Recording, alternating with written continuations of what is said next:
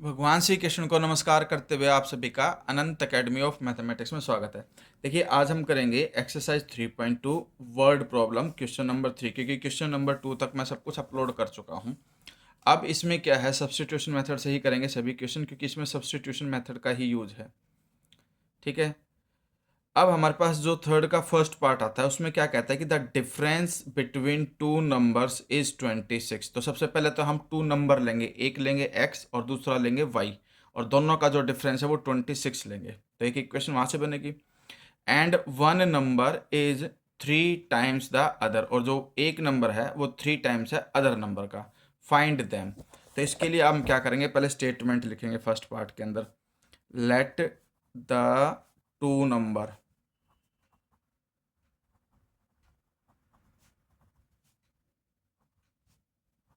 X and y, लेकिन अब दो नंबर है, दोनों में से कोई बड़ा होगा कोई छोटा होगा, सीधी सी बात है। तो आपको दिखाना पड़ेगा कि where x is greater than y, कि भाई एक्स ग्रेटर है वाई से।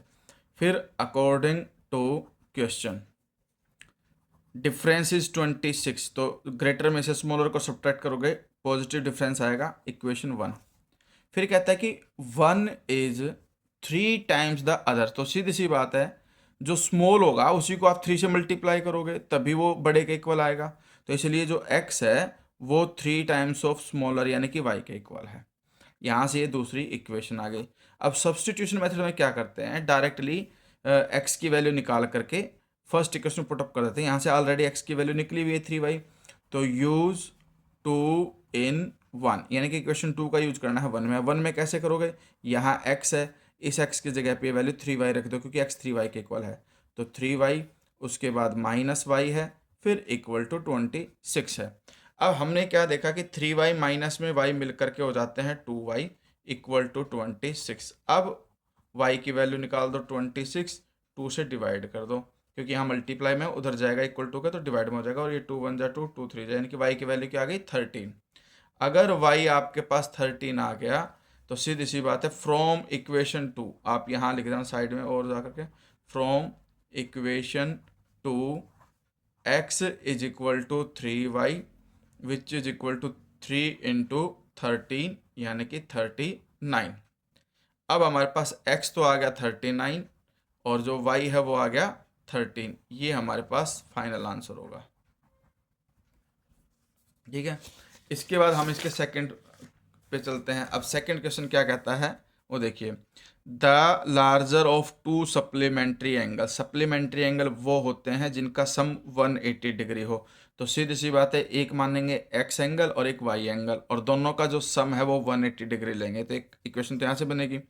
सेकंड में क्या कहते हैं, the larger of to supplementary angles exceed the smaller by 18, यानी कि ग्रेटर में से स्मॉलर को सब्ट्रैक्ट करोगे तो इक्वल टू 18 आना चाहिए, क्योंकि एक्सीड बाई 18 डिग्री बोला है उसने।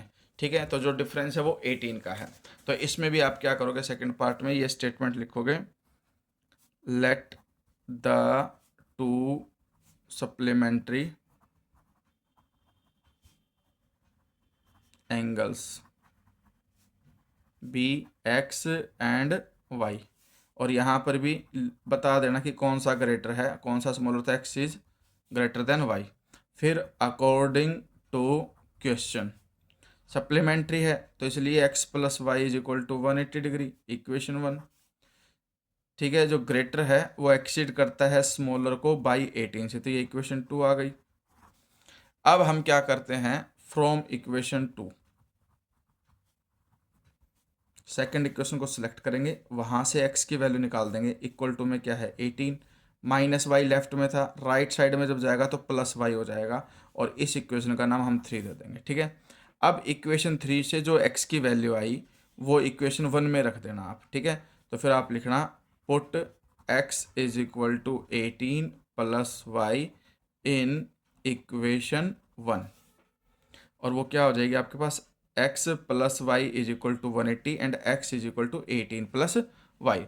तो हमारे पास कंडीशन क्या बन जाएगी, x की जगह पर 18 प्लस वाई लिख दो, प्लस में ये y है ही, इक्वल टू में 180, y प्लस वाई होता है 2y equal to 180, 18 right side जाएगा तो माइनस हो जाएगा, और 180 माइनस में 18 होता है 162, ठीक है। और इस तरह से हमारे पास जो y है वो आ जाएगा 162 डिवाइडेड बाई 2, 2 मल्टीप्लाई में डिवाइड में चला जाएगा, 2 8 जा 16, 2 1 जा 2, यानी कि जो y है उसकी वैल्यू आ गई 18 डिग्री।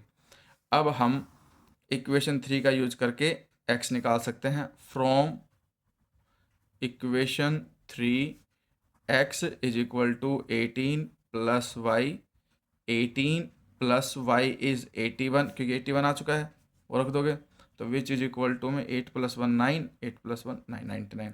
तो x जो है वो तो 99 आ गया, और जो y है वो हमारे पास 81, ये हमारे पास आंसर आ गया, ठीक है। अब आते हैं हम थर्ड पार्ट पे। अब थर्ड पार्ट क्या कहता है, उसके स्टेटमेंट को पहले समझिए फिर आगे बढ़ते हैं। इसमें कहता है द टैक्सी चार्जेज, एक minute, the coach of a cricket team buys 7 bats and 6 balls for 3800।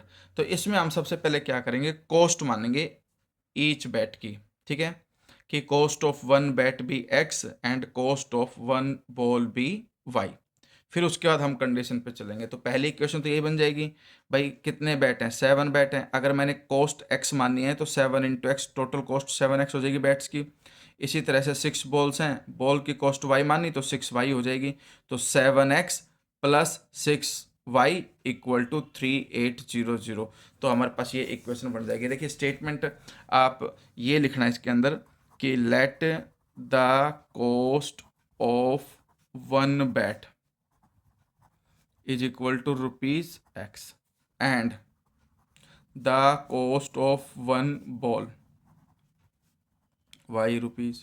फिर अकॉर्डिंग टू क्वेश्चन बैट कितने थे हमारे पास, 7 बैट थे, 7x कॉस्ट हो जाएगी उसकी, 6 बॉल थी तो 6 बॉल ये हो जाएगी, तो टोटल कॉस्ट हमारे पास कितनी आ जाएगी 3800। ये इक्वेशन 1 बन गई।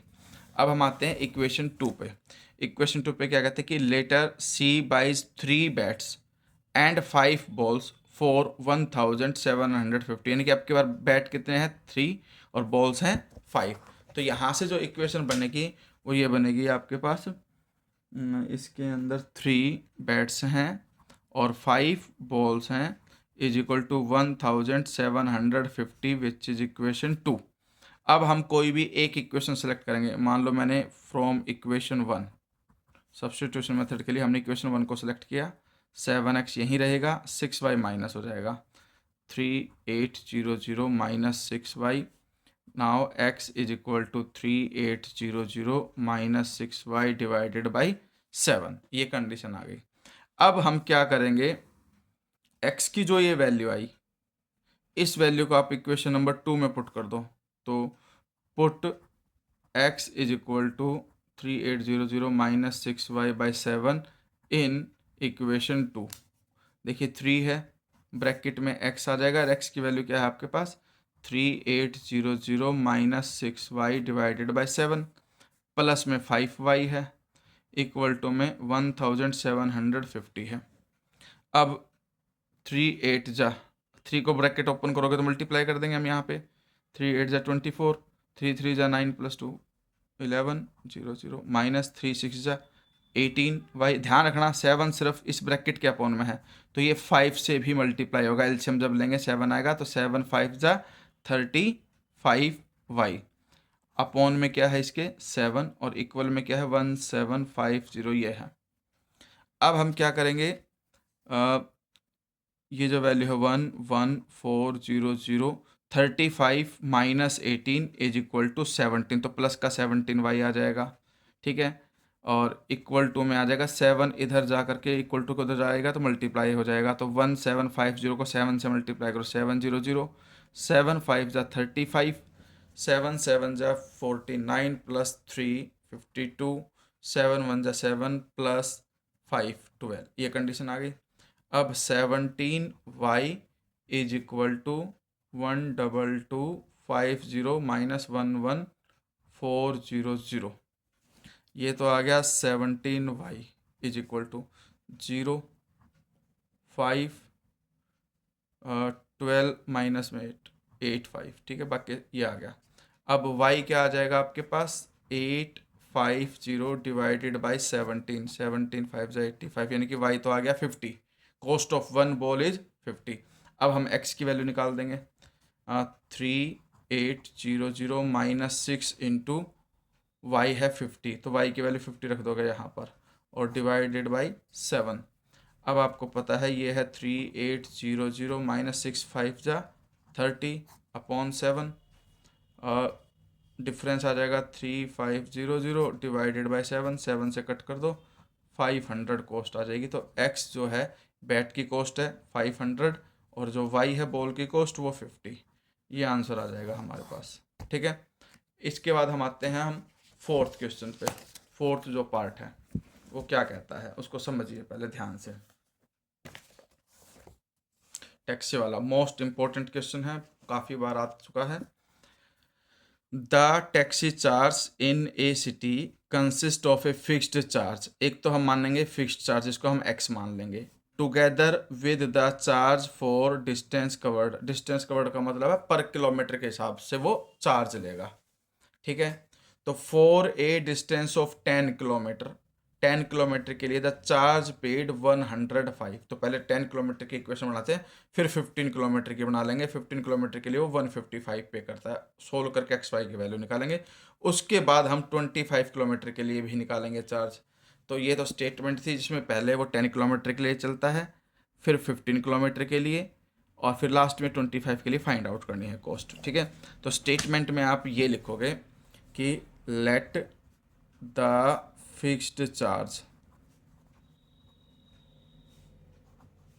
Is equal to rupees x and the charge per kilometer is equal to y rupees. फिर अकॉर्डिंग टू क्वेश्चन, पहली स्टेटमेंट में क्या कहता है कि वो फिक्स्ड चार्ज तो एक्स हो गया आपका, फिर 10 किलोमीटर चलता है, हर किलोमीटर के हिसाब से वो वाई रुपीज़ पे करेगा, तो 10 वाई हो गया। तो दोनों का जो टोटल आएगा सम वो उसने पे किया था मिला करके 105, एक इक्वेशन बन गई। फिर 15 किलोमीटर के लिए 155 पे करता है, तो फिक्स्ड चार्ज तो लगेगा एक्स रुपीज़, 15 किलोमीटर के हिसाब से कॉस्ट 15 वाई बनेगी। अब टोटल कॉस्ट होगी 155 इक्वेशन 2। अब हम क्या करते हैं, सब्स्टिट्यूशन ही मेथड यूज करना है, इसलिए अभी मैं एलिमिनेशन नहीं कर रहा हूं। अब फ्रॉम इक्वेशन 1 एक्स की वैल्यू निकाल दो, एक्स यहीं रहने दो, 105 माइनस में 10y। ठीक है, ये इक्वेशन 3 आ गई। अब आप क्या करोगे, यूज 3 इन 2, सेकेंड इक्वेशन में यूज करोगे। अब x की वैल्यू क्या, 105 माइनस 10y, तो यहाँ x है, इस x की जगह पे लिख दो 105 minus 10y plus 15y equal to 155। अब 15 माइनस 10, क्योंकि 10y है माइनस का और ये प्लस का 15y, तो 5y हो गया इक्वल टू 155। ये 110 पॉजिटिव है लेफ्ट साइड में, राइट साइड में जाते क्या हो जाएगा माइनस का 105। अब ये तो हो गया 5y, इसमें से इसको सब्ट्रैक्ट करोगे तो आपके पास 50 का डिफरेंस आएगा, और y आ जाएगा आपके पास 50 डिवाइडेड बाय 5, क्योंकि मल्टीप्लाई में उधर जाएगा तो डिवाइड में। x आ गया 10। अब x अगर 10 आ गया तो फ्रॉम इक्वेशन 3, हम इक्वेशन 3 लेकर चलेंगे, from 3 x is equal to 105 minus 10y, y is 10। ठीक है, तो हमारे पास ये कंडीशन बन जाएगी 105 माइनस 10, 10 जा 100, तो डिफरेंस कितने का आ गया, 5 रुपीज़ का आ गया।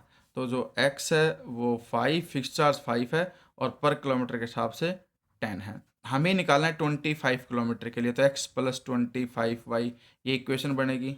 इधर x की तो वैल्यू रख देता हूँ मैं 5 प्लस 25y की वैल्यू 10, तो ये 5, ये 25 इंटू 10 250, एंड 250 प्लस 5 255, 25 किलोमीटर के लिए वो इतने पे करेगा।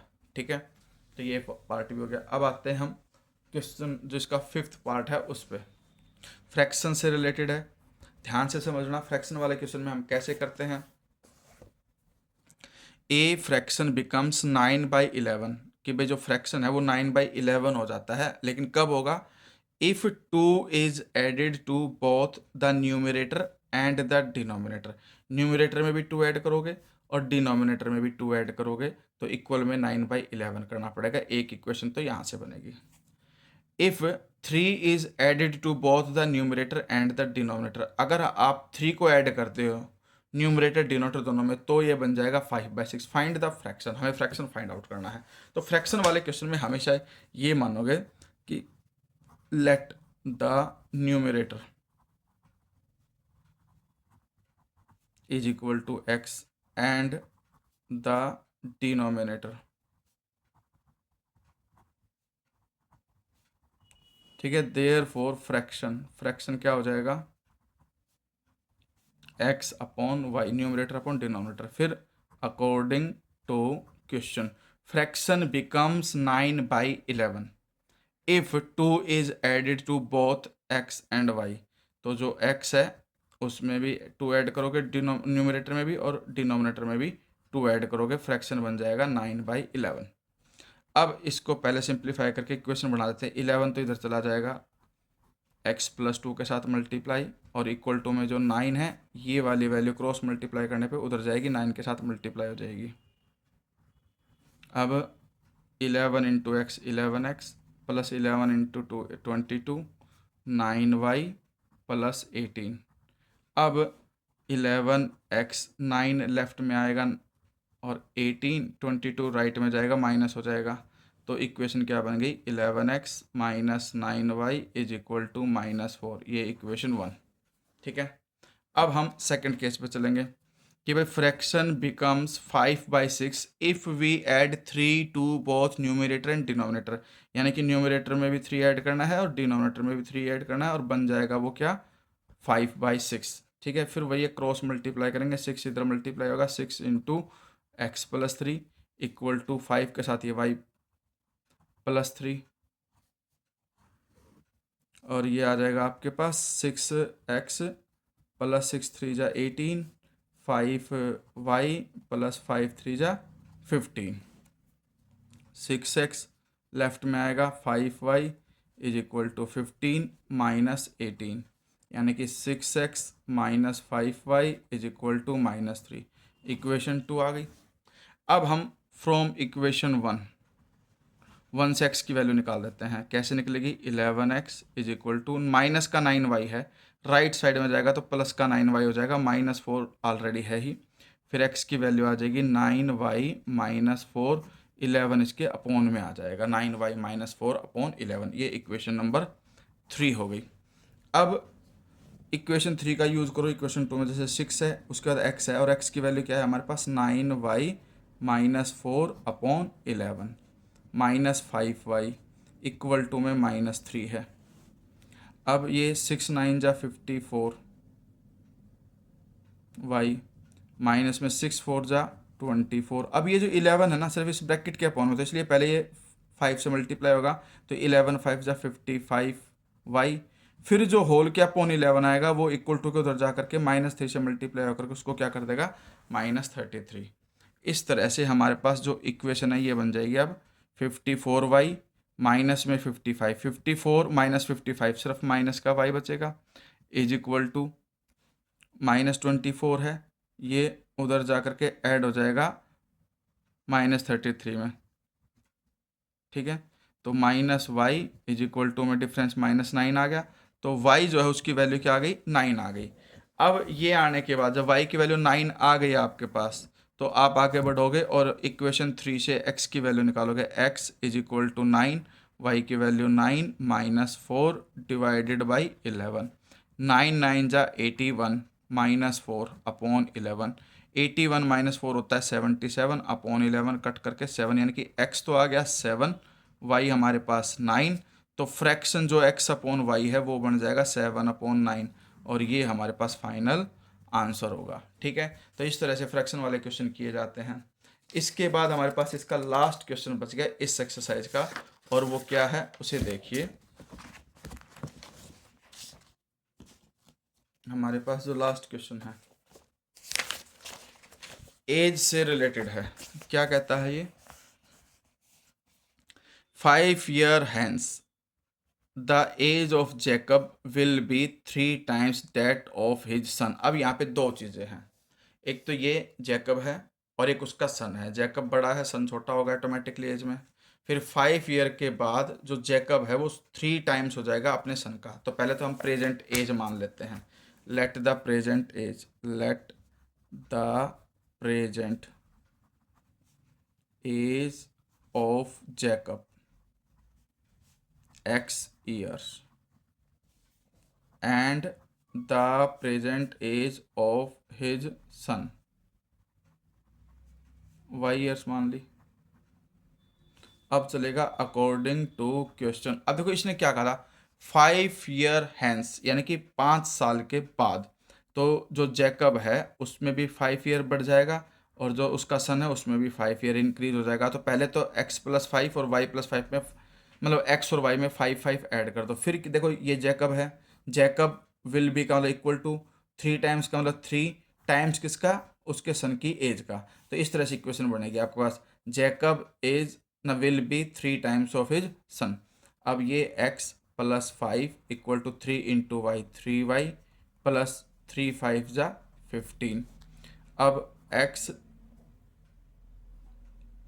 3y लेफ्ट में आ जाएगा, -3y, ये 15, 5 माइनस हो जाएगा, तो x -3y = 10। इक्वेशन 1 आ गई। एक कंडीशन तो ये आ गई आपके पास। अब नेक्स्ट क्या कहता है, आगे पढ़ो। 5 years ago, 5 साल पहले हमारे पास क्या है, Jacob's age was 7 times that of his son. तो जैकब की जो एज है वो 7 times थी हिज सन, ठीक है। तो यानी कि 5 year ago का मतलब 5 साल घटा दो दोनों की एज में से, भाई दोनों 5 साल पहले दोनों की एज घट जाएगी। फिर ये जैकब है, वाज का मतलब यहाँ पे इक्वल टू का साइन, 7 times किसका, अपने सन की एज का, तो इसलिए 7 से मल्टीप्लाई करोगे। अब ये कंडीशन आ गई, x -5 = 7y -7 5 = 35।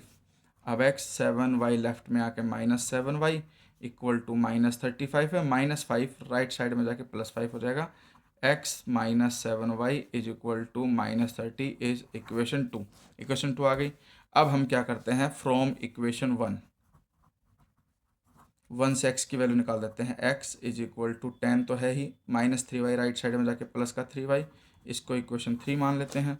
अब यूज़ 3 इन 2 में यूज़ करो यहाँ पर, ठीक है। तो यहाँ पर ये है x की जगह पर मैं क्या लिख सकता हूँ, 10 + 3y, 10 + 3y, माइनस में क्या है 7y, इक्वल में क्या है -30। फिर 3y -7y होता है -4y = -30। जो 10 है वो भी उधर जाके -10 हो जाएगा। -4y = -40, माइनस से माइनस कैंसिल, y = 40/4, 4 से कट करके y तो 10 आ गया। अब from 3 x = 10 + 3y, y is 10, ये आ जाएगा 10 + 3 × 10 = 30 यानी कि 40। तो जो जैकब की एज है वो तो 40 ईयर आ जाएगी और जो इसका सन की एज है वो 10 ईयर आ जाएगी। तो इस तरह से पूरी कंप्लीट एक्सरसाइज जो 3.2 है वो मैंने वर्ड प्रॉब्लम सारी सोल्व कर दी। इसको अच्छे से समझना और चैनल को सब्सक्राइब जरूर करना। धन्यवाद।